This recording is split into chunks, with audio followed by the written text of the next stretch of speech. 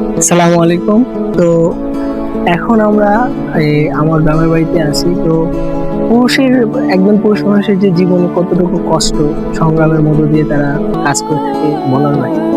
রবীন্দ্রনাথ ঠাকুর বলেছেন, পুরুষ মানুষের আসল পরিচয় তার কর্মে, তার চেহারায় না। তো এটাই বাস্তব। যেমন ভাই এখানে সারাদিন এই ভোর দুপুর রোদের মধ্যে এসে কাজ করতেছে জমিতে। পুরুষের জীবনে তার সংসার, দায়িত্ব, ফ্যামিলি, বাচ্চা কাচ্চা তাদের চিন্তা নিয়ে তাদের জীবনটা পার হয়।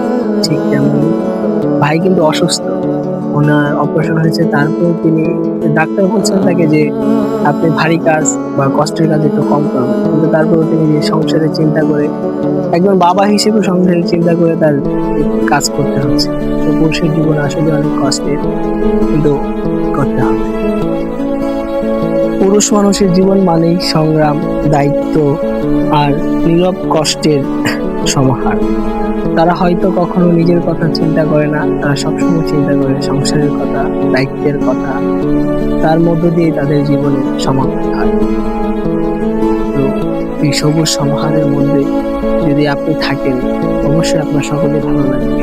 গ্রামের একটি সৌন্দর্য, সকলে আপনি শান্তিতে থাকবেন।